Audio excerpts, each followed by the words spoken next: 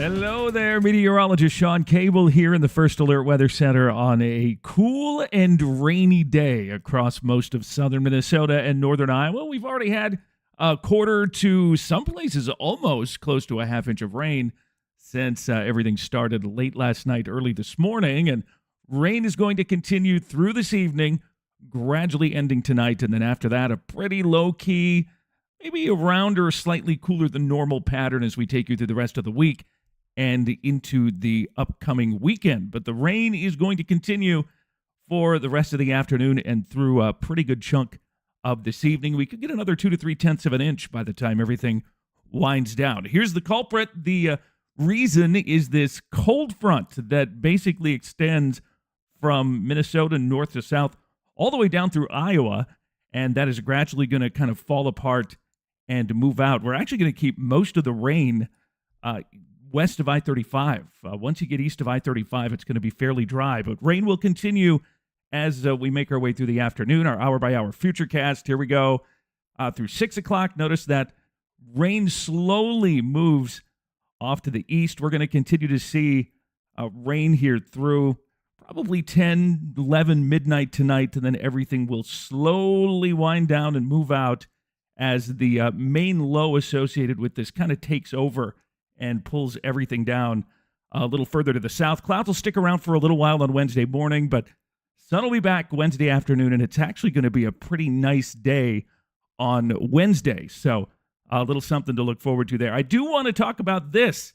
We have a wind advisory that is in effect for parts of southwestern Minnesota and western Iowa. We're going to see some pretty strong wind kicking in on the backside of that front. Some of that cooler air is going to be rushing in, and that's going to tighten up the pressure gradient, and that's going to give us a good, strong wind potential this evening and overnight.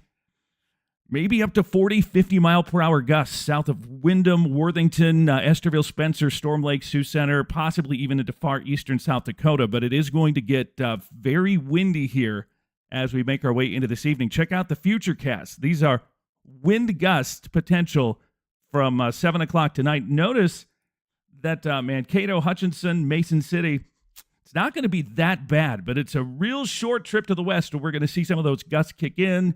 Windham, Sheldon in the 40 range. Marshall, 37 at 7 o'clock. By 10 o'clock tonight, it'll back off a little bit, but not much. Still fairly strong. And we may see some gusts up into that 20 to 30 range here in the Mankato, North Mankato area. But the windiest stuff will be to the west. So keep that in mind. I don't know, if you have Halloween decorations, you may want to strap them down, or they could possibly take off on their own.